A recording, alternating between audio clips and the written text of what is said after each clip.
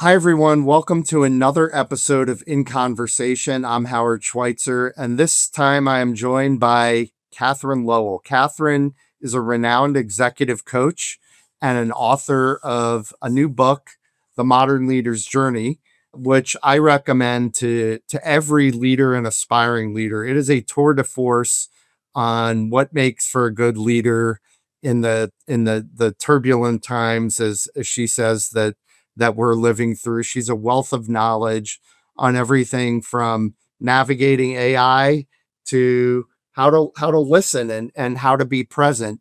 It's a phenomenal read. Kathryn is a wealth of knowledge, and I know you'll enjoy the episode, so thank you for listening. We stand today a date which will live in infamy. I have a dream. Mr. Gorbachev, tear down this wall. Ask not what your country can do for you. Ask what you can do for your country. All right, Kathryn Lowell, welcome to In Conversation. It's such an honor to have you on, and I am so excited about your new book, which I have in front of me. Thank you for joining us. It is such a big pleasure. And before we start, can I just say, Howard, that I went back and looked into the archives of your podcast, and you've done 10 years of this? What? We have a long time.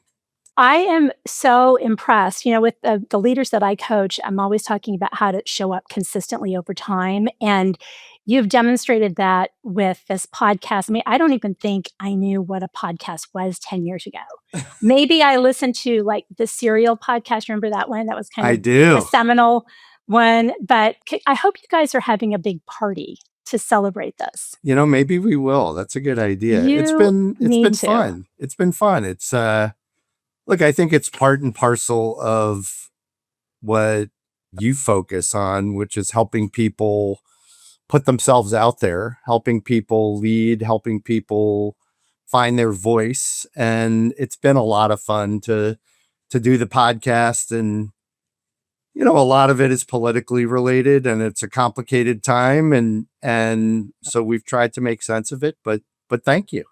Well, I'm definitely the beyond part of this, the title of your podcast in this case. Yeah. So let's talk about this. The Modern Leader's Journey, a coach's guide to presence and impact in turbulent times. I guess why don't, from your point of view, you are a longtime image coach and executive coach, but put that into more understandable words for our audience. Tell our audience Sure. what you do for a living. Right. So I'll give you a little bit of my background. I started out in finance, and through certain things that happened with my own, I would say, issues, and we can talk more about that later. Maybe it'll come up. I became extremely interested in what differentiates people with the same education, the same level of experience, the same perhaps level of intelligence. What is it that makes some people go faster in their career, accelerate, and what holds people back?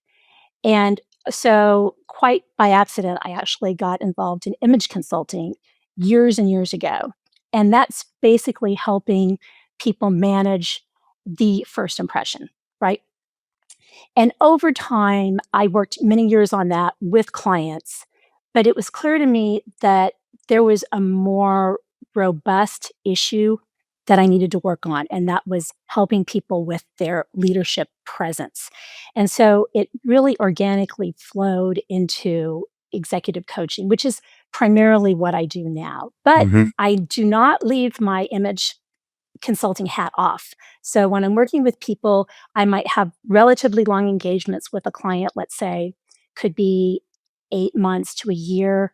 I have some clients that I've been working with 4 years, actually. They keep coming back if something changes in their lives, if they have a new position or a new challenge, they'll come back and we'll regroup. But it's helping people be more fully themselves as leaders. And that's both the image piece and it's the presence piece. Yeah. I mean, I think the book is phenomenal. I was debating as I was reading it because there's so many actionable tips and nuggets in there. Do you use it as kind of a reference guide when you're trying to deal with any one of those, or do you kind of read it cover to cover and then go back and pull out those actionable kind of more specific tips? And my recommendation to everybody is buy the book. Obviously, you can get it on Amazon. Read it cover to cover and get the macro perspective that you bring through all your experience. You have amazing anecdotes in there from people that you've coached over the years, and then go back and you're trying to deal with a particular dimension of leadership. Maybe you go back to a specific chapter and focus on one of the particular things that you discuss in there. But I just think it's fantastic. What inspired you to write the book? Well, Howard, thank you. That's super generous for you to say to start with. And by the way, it is officially, as of yesterday, available widely. So through your favorite independent bookseller, if you don't want to go to Amazon. I know some people are trying to, maybe step away from that. So it's available on all bookseller platforms now. Happy to say. So what inspired me is that when I'm working with clients, we have like, say, 75-minute sessions at most every couple of weeks. And I could never, in the course of an engagement, really give clients all the information that I wanted them to have. And it was, I'd use some concept with one client, different concepts with others.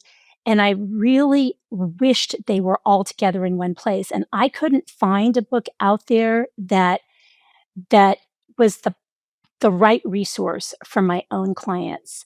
So about a year ago, I started to write this, and actually, it's a little, for a variety of reasons, it was a little bit of an escape from like the political situation. I was watching way too much news, and so once I started like diving into the book writing, it was like the perfect escape. It's a very solitary endeavor to write. That's great. So I started to pull all of the different concepts, and I've been doing this for 25 years. So I had a lot of material. It was never well organized. And I thought, okay, if I can just put this down for my clients, it's the book I want to give all of my clients. And frankly, it's the book I wish someone had given me in my 20s, in my 30s, in my 40s, and in my 50s. I'm now 61. And I could have used the material in this book at any point along my own journey. And in fact, the book really is, if I think about it honestly, it is me after my finance career. It is me dealing with my own issues and working through my own issues. So, it's coming from a really honest place of somebody who's dealt with a lot of the things you're going to read about in the book. And I hope that makes me a credible author to my readers. I hope that comes through.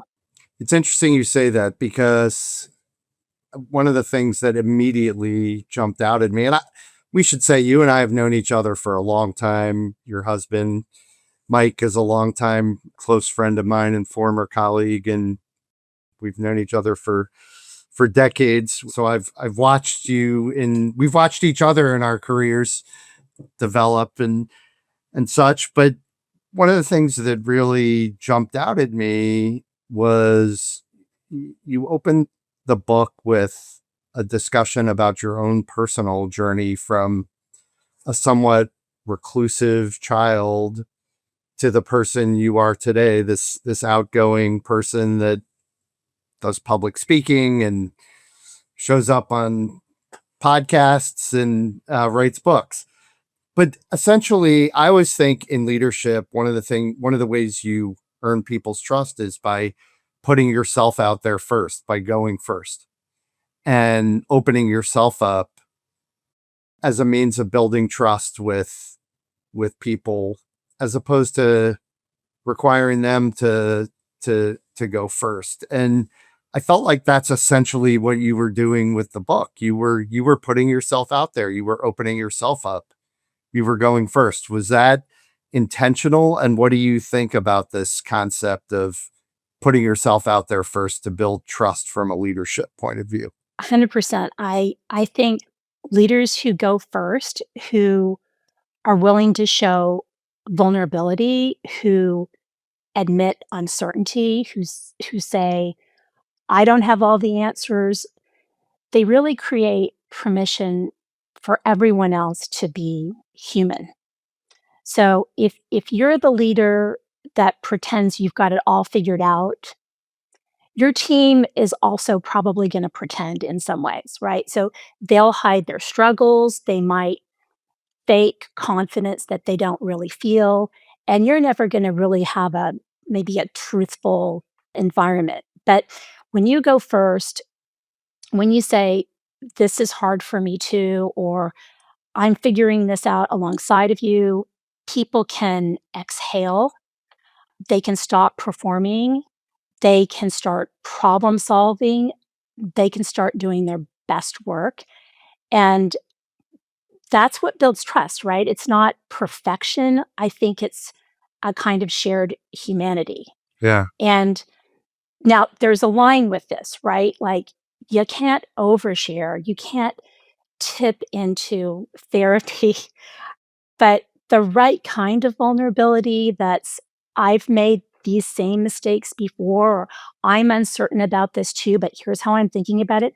I think that that can create a connection that is even better than credentials, like Yeah. so that's why I structured the book in this way. If I'm asking my readers to look at their own fears and their own blind spots and their own gaps, I needed to show that I've done the work too, and I needed to go first. Yeah. I think that also comes up in who you choose to surround yourself with as a leader. The one of the dimensions of strong leadership being a willingness to surround yourself with people who are better than you are at certain things. That strengthens you. I think this has always been my philosophy as a leader, that strengthens you. I think too many people look at that as weakening as opposed to strengthening. I think that itself is an expression of vulnerability that's turning it into a positive. 100%. 100%. Hire people that are stronger than you, right? Yeah. Complementary to your own skills. That's the way to go. It's a sign of security. Yes, and maturity, leadership maturity for sure. The premise of your book, A Coach's Guide to Presence and Impact in Turbulent Times. Mhm. I think when people hear turbulent times, they often are thinking about politics and where we find ourselves globally, not just domestically, but globally from a political point of view. But is that what you're referring to? Is it more than that? What are the turbulent times and what are you trying to solve for? Well, yeah, so for me, this goes well beyond politics, although that's certainly part of it, right? So Yeah. I think we're facing turbulent times as simultaneous disruptions on many fronts, multiple fronts. So, yes, politics, right? So, we've got polarization, we've got an erosion of shared truth, but we also have a kind of cultural destabilization. We have changing norms about work, identity, who belongs. And then let's throw into that generational shifts too, right? So I'm the tail end of the baby boomers. There's like 4 generations now in the workforce. That's creating a lot of disruption. Then let's add on economic disruption, economic turbulence, layoffs, restructuring, the constant threat of, what's happening, what's next. And then, of course, the mother of all right now is technology, right? With AI reshaping every job and coming at like this exponential rate of change. So it's any of these things would probably be destabilizing on their own, but we're living through every single one at once. And what I see is that's creating a kind of identity crisis for leaders. And the old playbooks aren't working anymore because the ground keeps shifting and leaders don't know what skills are going to matter in a couple of years? What is my expertise becoming obsolete? How can I lead teams that I never see in person? Am I still relevant in an AI driven world? So, what I'm trying to solve for in the book is when everything external is unstable, leaders need their own internal stability and they need to model Mm. stability for their teams. So, you can't control the politics, you can't stop AI, you can't stabilize the economy, but you can regulate your own nervous system so that you're not feeding into and amplifying the chaos. You can show up with clarity even if you don't have all the answers. You can hold steady so your teams have something to anchor to. And that's, to me, that's really presence. It's not having it all figured out, but it's being grounded enough to navigate without a map right now. And when the ground keeps shifting like this, leaders really, they don't have the luxury of waiting for stability. They have to be the stability for everyone else. Yeah. That's one of the quotes I pulled out from the book. Leaders are the stability. I thought was very, very good.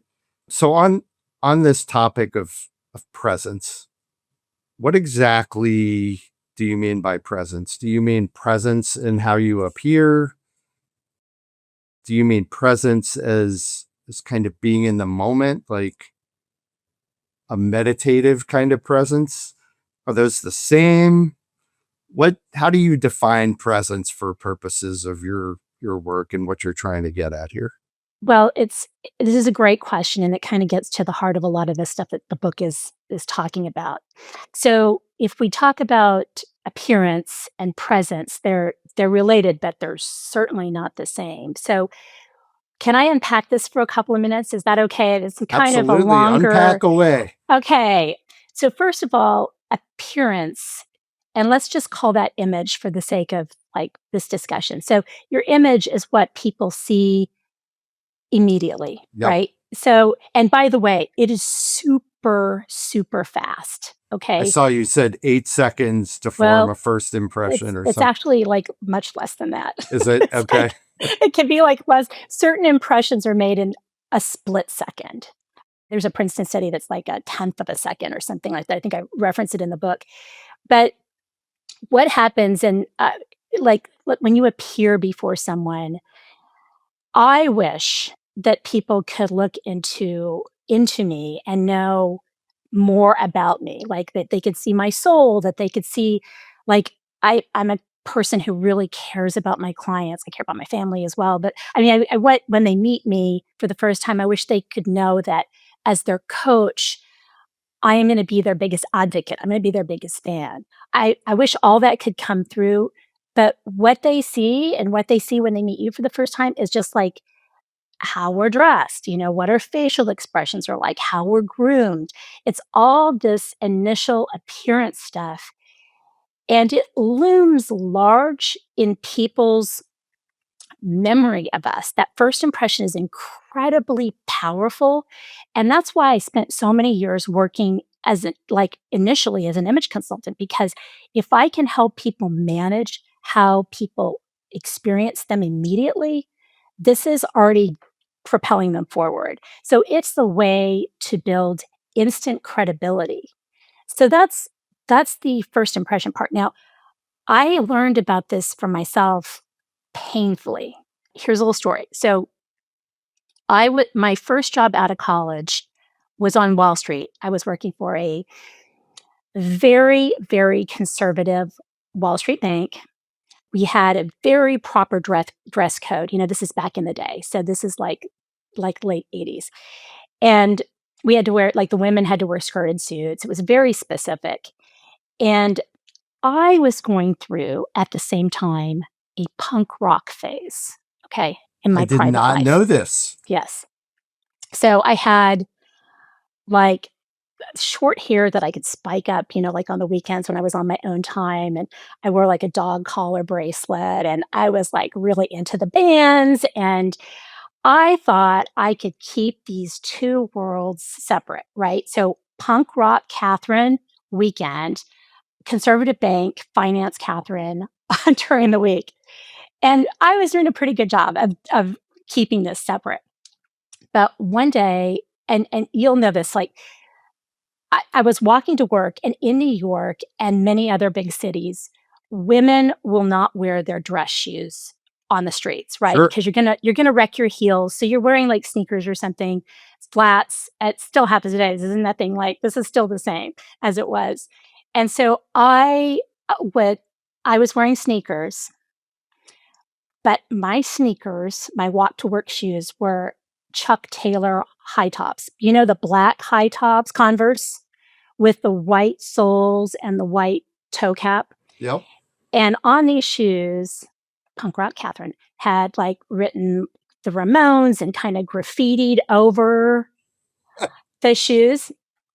And I wore these like to the bank, but then I quickly would change my shoes at my desk. So I'm walking down Wall and to 45 Wall, and one of the vice presidents of the bank is in front of me, and he opens the door, very gentlemanly, opens the door for me. And I say hello, and he greets me. He doesn't know who I am. I'm new in my career. And he does this like once over, right? So he like looks all the way, like checks me out, which is very awkward to even think about. But his eyes like go down. They see the shoes. And this shadow of disapproval comes over his face. And he does this like twitch, right? Like this, like imperceptible, like barely perceptible twitch. And I knew I had wrecked my image, like right there. And sure enough, before I got up to my floor, HR is there to talk to me. They're like, oh my gosh. Yeah. You cannot do this. You're representing the bank coming and going. You should know better. And listen, I don't know if that affected my career progression, but I know it didn't help. Now, that was an appearance mistake, right? And I learned that is so important because people are they're going to judge you immediately, and it's not fair. And I think I remember later, like at some point, like overhearing him, I walk down the hallway, and he's like, "Yeah, it's the woman with the shoes," right? So I have the reputation, but that's the image part. Now, presence is something entirely different, and this is what I had to learn going forward because I could, you can be perfect in how you look and still have no presence. Presence is what people feel when they're with you. Yeah. It's your energy, it's your groundedness. It's whether you're actually there with somebody or somewhat performative, right? So you can look perfect and still have no presence. I've seen leaders who dress impeccably, who are smooth talkers, and yet there's something off. It's not, they've done everything else right, but there's a disconnect, and you know it, right? You know it. Yeah, it's being in the moment. Right. It's being in the moment. And I have another, if we want to talk a little bit more about presence, I would love to explain another concept. And it's in the book, but it's one of the things that I feel that if there was one thing I could leave with listeners, or one thing that I tell almost all of my clients here about this. Can I talk a bit more? Or do you Yeah, have another- please. Okay. Please. So do you remember a little bit in the book about the second circle energy? I do. Okay. So we talk about energy, and I think people are like, "Oh, it's sort of a woo-woo concept." But my best example for people to really kind of grasp onto is by somebody named Patsy Rodenberg. Now, she is the top of the theater world for teaching actors how to use their voice. Yeah. She is at the Royal Shakespeare, Guild. She's got a role there, but she's also been used by a lot of leaders, teaching them how to have presence and how to use their voice. And her concept is that when she's working with a a Broadway or a stage or a West End theater actor, how can they be as effective to the people in the front row as the people in the very back seat of the theater? How can they have presence throughout the space? And she describes that we use our energy in one of three ways. So she calls them the three circles of energy. Yep. Now, the first circle is what she would call the circle of self and withdrawal. And that's where we are when we're doing our work or we're focused. Sometimes people stay into that circle too much. People who I'm an introvert, and sometimes introverts kind of default into that self and withdrawal, and we can be kind of typecast in certain ways. So there's some issues with first circle energy, but generally when you're focused on something, you're in that your energy is in a certain close space around you. Then let's jump over to third circle energy. And third circle, she describes this as like the circle of bluff and force. So when people are exhibiting that kind of energy, it's radiating out and it feels kind of like campaign speechish. You know what I mean? It's generalized energy. It's a pushing forward energy. It's non-specific. It's almost like an aerosol can of energy sprayed out. And people get complimented sometimes on this kind of energy, especially like public speakers, but it's not great because it's not specific. Now, the sweet spot, of course, is second circle energy. When you're in that space, you are fully present. You are over your stuff, right? So you're not thinking about your own things. You are not uncomfortable. You're calm and you're with the person or the people around you. And it's an incredible kind of magic sauce that Mm-hmm. if I can get my clients to understand this, that it's magnetic. People love being in second circle with you because they feel heard, listened to, felt. And in fact, I mean, it's so effective for the workplace, but it's also really effective like for people in their dating life. So Sure. like you Any can like social master circumstance. social circumstances of any sort. Yeah, Absolutely. It's incredibly powerful. And there's a lot more to it than that, but that's the concept. Does that resonate with you, Howard? it does. It does. I mean, you kept going back to it in the book, Hmm. and I think the other thing that really struck me in the book was your reference throughout the book to spirituality, and I think a lot of that relates to being in the moment, being present. Yeah. I appreciate you even bringing that up because, it was interesting that when I was writing the book and I had some early reviewers, people actually my age have a look at it, and a couple people said, are you really sure you want to put this spiritual content in the book, in a business book?" And they said, they had never really seen those two kind of live side by side. Yeah. And I was really adamant that it needed to go in.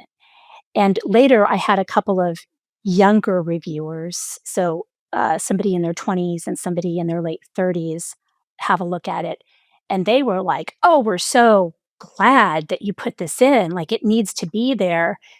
And largely because I think the younger generations, there's a search for meaning. They're not just about like showing up for work for a paycheck and being measured by metrics. They want to know, what's the purpose of me being here, and how does this contribute to me becoming a more fully human? So, and that's something I see changing in leadership development. For a long time, we treated leadership as purely mechanical. It was frameworks, it was competencies, it was metrics, and that worked when problems were predictable, but it doesn't really work so much now. So I think people are hungry for more than just the practical, which I'm giving them. Like, here are the techniques I know to work. They're based on behavioral science. we know from behavioral science, for example, that when you're experiencing fear, it's your amygdala hijacking your prefrontal cortex. Prefrontal, yep. Yep, and we know that we can learn how to manage our nervous system and learn how to manage our body language so that people feel comfortable, and that's all the behavioral science stuff, but the profound is, help me understand, what am I doing this for? And that's why I wanted to add some of the spiritual intelligence. Yeah, I mean, to me, it's all life. And I mean, what makes you who you are is not like you don't walk out of your office building. By the way, if you even go to your office and walk Right. out of a building, Right. I mean, it's all life. And I think with technology, the boundaries that have existed historically, I think the physical boundaries don't even exist anymore. And it's all, I don't know, it, it felt connective for those references felt connective for me. And I didn't look at it as like religious, as a religious reference so much as, hey, this is what people who millions, billions of people around the world have faith in, have said is the key to life. And I don't know, it just felt very connective with where you're trying to take the reader in terms of understanding what resonates with people. And because leadership is building faith, Yes. right? I mean, Yes. on some level, it's not you give an order and people follow. It's Right. that it's buy it. I'm so hopeful for future leaders now because of what I'm seeing in those age groups, that they really are striving to have some meaning.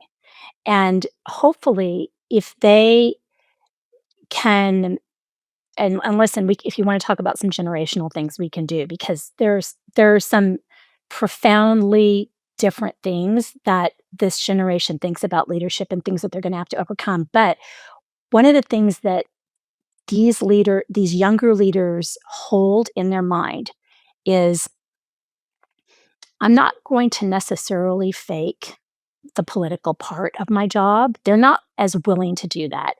And they're really searching for some meaning. And if they will lead with that intent, I'm hopeful that they will scale that feeling of humanity and inclusion for the next generations. And they're going to have to, right? Because they're grappling right now with what gets taken away by AI automation and what truly remains human. Yeah. So this is a very difficult and challenging time to be a leader and to be becoming a leader. So on that topic, AI and generational differences, you talk about it a lot in the book. I happened to be at dinner last week with a group of, I think there were 6 of us in total, and I'll divide the group by age. There were three of us were of your and my vintage, and 3 were in the kind of 20 to 40-year-old age group. And we were talking about AI and how to use AI and how to engage with AI and whether to trust AI.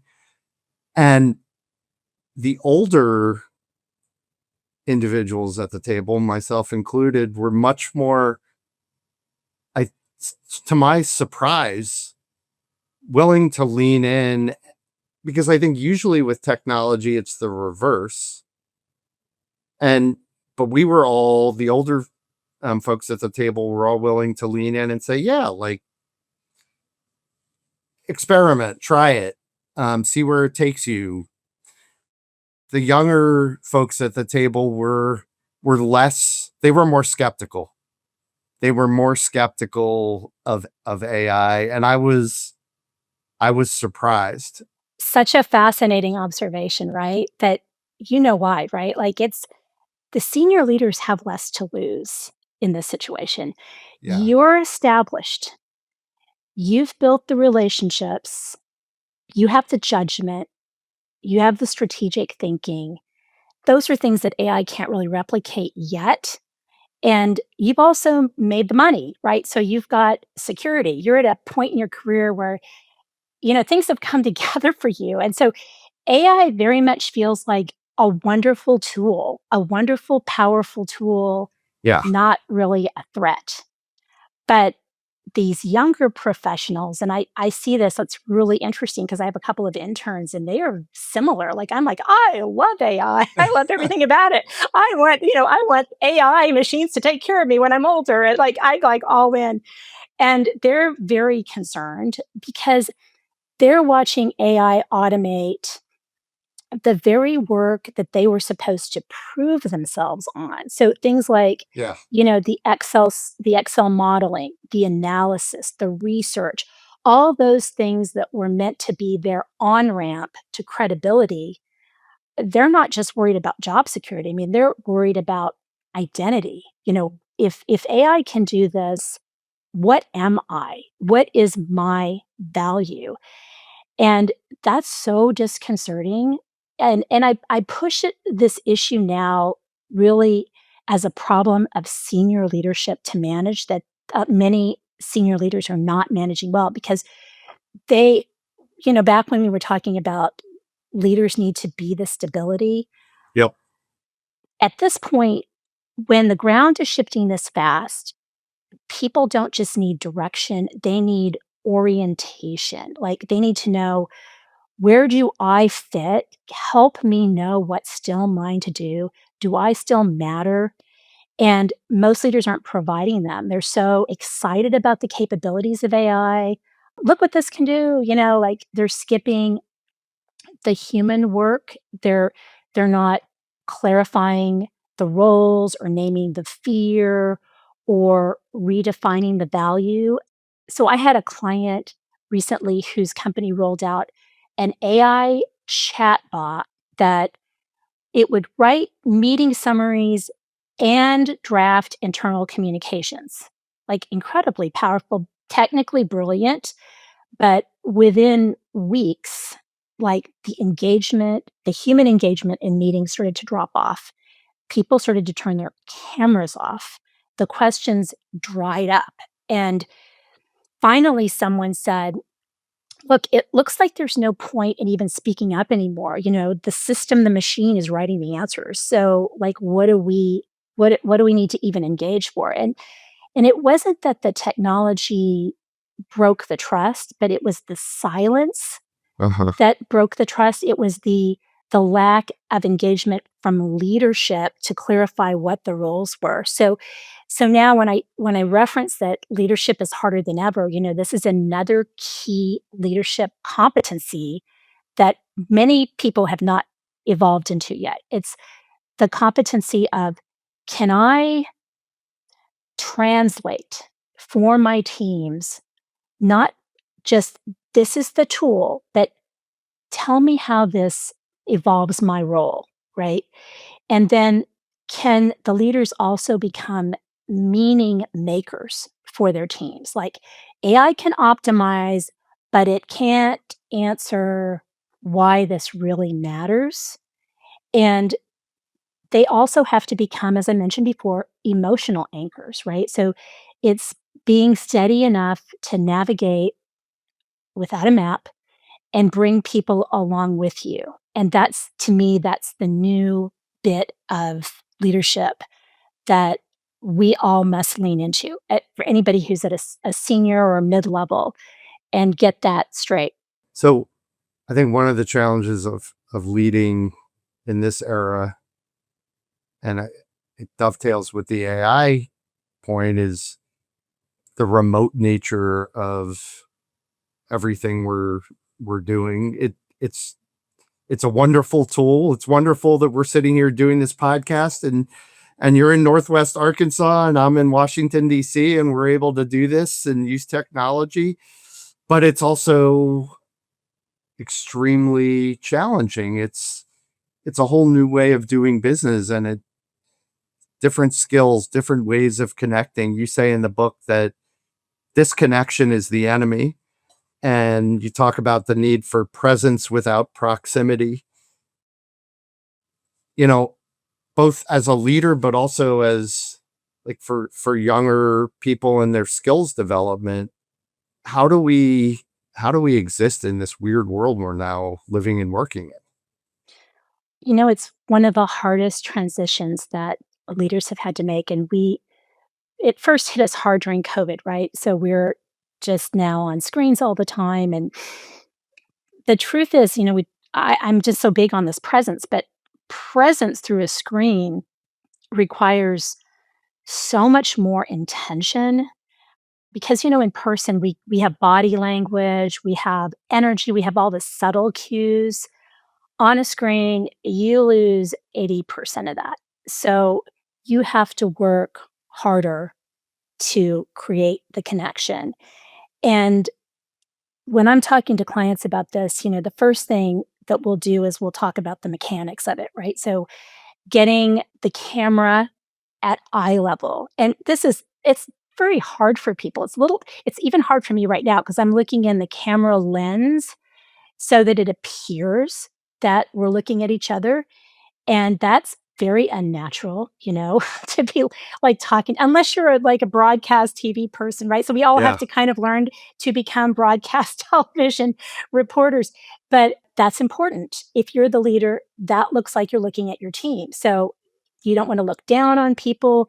You want to have some steadiness about the screen and also framing yourself up and thinking about, okay, first impressions also, like what's the background look like? What is there anything distracting?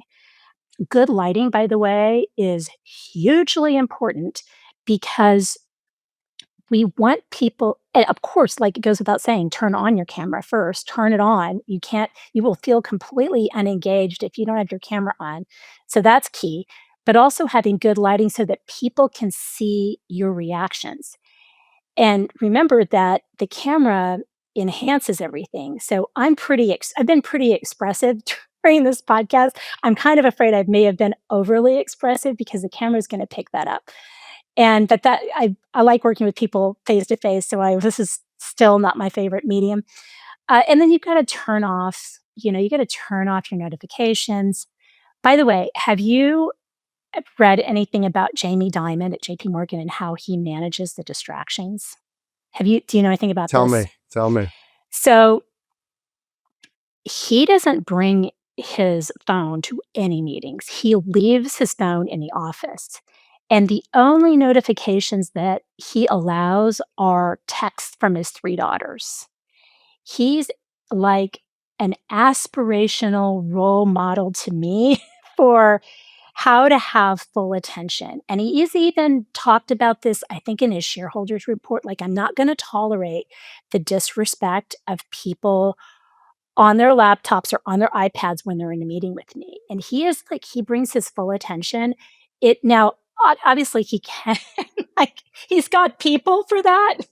Well, and it's good to be the most important person on the face of the earth when it comes to the financial markets. But it is amazing. But he's showing, I think, for modeling what attention, the value of attention, it's really phenomenal. It's amazing. I mean, and look, I'm guilty of it. I think we're all guilty of it on some level. You've got these things popping off, texts and phone calls and it's hard. It's hard. And really hard. Let's talk about and I realize we might be close on time now, but just a couple of things because it's now more difficult as a leader.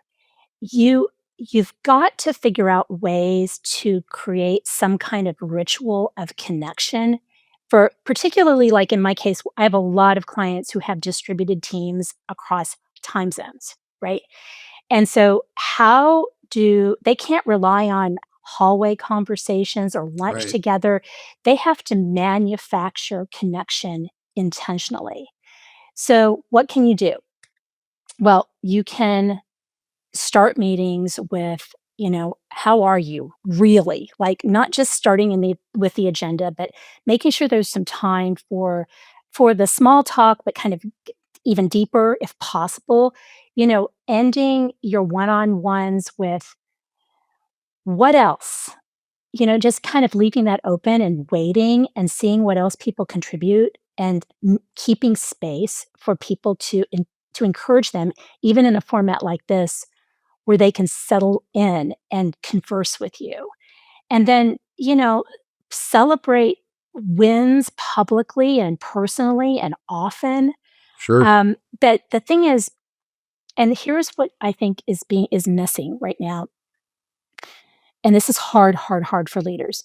Presence without proximity requires saying no more often, or saying no to more things. So when proximity was automatic and you saw your teams every day, connection just happened. But now, because you have to create it deliberately, it's going to feel like it takes time you probably don't have. Mm, So leaders are having to choose.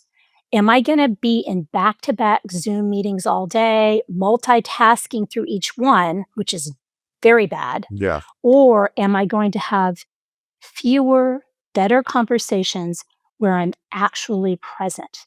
Uh-huh. And it becomes a time management thing. And the honest truth is, some leaders do not do this well. They need the in person energy to connect. And that's okay. But if they're that kind of leader, and even if they're not, they still need to regularly get their teams together in person. And, it could be quarterly offsites or whatever, monthly in person days, or they are traveling to see their teams, because you can't lead people and never give them your full attention. That's not leadership. That's just disconnection. Yeah. It's challenging. It's something I feel like everybody has to work on because it's the technology again. We're inundated. There's so much information coming at us, so many different ways of receiving information. Let me ask you, this is going backwards in a sense, but how much of everything you're talking about is intentionality versus intuition? I mean, your book is full of so many excellent tips on the strategies, I should say, on how to approach, for example, listening, which I want to talk about in a minute. But going through the course of a day in my own leadership, I think I react to most things based on, well, how does this feel to me? What's my base of experience telling me to do? Yep. How do you slice and dice intuition versus intentionality? That's a great question. So, it shifts as you grow in your professional career. Early leadership, I would say, is like 80% intentional. You're learning the craft, you're hopefully practicing presence, you're managing any fears deliberately. But then as you become more senior, it kind of flips. It's more like 80% intuitive. But that intuition is built on decades of intentional practice in some cases, right? You've done it so many times that your nervous system just it knows what to do. And then there'll be certain triggers or events where you have to like return to intention. I think about it like jazz. So a great musician, they've practiced their scales for thousands of hours. That's intentional. They put in that work. Yeah. But then at the moment of performance, they're playing by intuition. They're reading the room, they're improvising. And leadership works in the same way. The fundamentals have to become muscle memory. And I think this is what a lot of people who don't think about continually developing, they're not recognizing that there's this Yeah. intentional practice. Then later, and then in real time, you can trust your intuition. I think the mistake people make is just thinking senior leaders are naturally good. They're not. Now, there might be some aspect of leadership that they've been great at from the schoolyard days, like, have you ever heard, like, this phrase, like, "He's a born leader," or "She's a born leader," Right, right, right. well, yeah, maybe they had the gift of gab, or maybe they had, like, the gift of oratory, I should say, or they had a personality that created a fan base, like, people wanted to be around them, and they have that kind of presence element, but that's just one slice of the leadership skill set. It's not that they're naturally born that way, it's that they've made the intentional work seem effortless and invisible as they've progressed. So, as I said, I want to talk about listening and then close with a question on the polarization, that the tumultuous world we're living in. But I've thought about listening a lot in the sales context. And when I first started doing what I do for a living, I thought, oh, the way to get a client is by being a smooth talker. You go out and what I quickly realized is, no, it's being a good listener. It's really listening to what the person in front of you is trying to accomplish, not going in and telling them what you think they need to accomplish, but really listening. And I think it's the same in the leadership context. It's leadership is it's another form of buying in. And you talk a lot in the book about leadership, about listening. How do you develop listening as a skill? Well, I agree with you that the smooth talker is highly overrated. It's just it it we can also sort of think about it I as kind of fake sometimes, right? Like, Right. It's yeah, and we're all sensitized to that. I would refer back to this idea of second circle on this topic. That is There's deep listening that happens in second circle. As I mentioned before, people really feel heard and seen, and when you're in that mode, you're not jumping ahead to, "How can I have a quick reply?" or "How can I have a smart comeback?" You're settled, and you're watching, and you're hearing, and you're fully absorbed. Mhm. I return to this model again and again, and there's, by the way, so many books on how to be a good listener. I mean, I'm sure there's great nuggets in many of them. Read them all if you want, but, like, getting in this space where when I say over yourself too, like, you're not trying to prove. You're really there with a sense of curiosity, an open sense of curiosity. Yeah, I love it. So the purpose of this podcast, has been to help people make sense of this of the I guess the political world, but the polarized world we're living in. People ask me all the time, can we ever get past this? Can we ever get past this kind of turbulence that you've talked about as the premise of your book, that we're dealing with, that we're living through? And my answer has been that we need somebody special to come along. It's probably not a person, but somebody special to come along and lead us out of that, lead us away from it, bring us together. Are the core principles in your book also an antidote to the kind of polarization in society and politics? Is somebody going to come along that reads a modern leader's journey and make it all better? Oh god, let it be. Um, you know, I too am waiting for that one special leader. That would be fantastic, and, you know there was a point when I was halfway through this manuscript, I like dipped back into the news. I told you, this was such a refuge from the news for a while.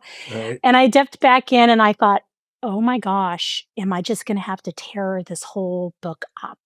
Because political leadership has become about everything except the fundamentals in this book, it seems like to me. It was very disturbing. I think it would be great to have that one leader to model this, but I think we need distributed leadership at many levels. At every level, people Right. at every level willing to model something different than what we're seeing. What would help?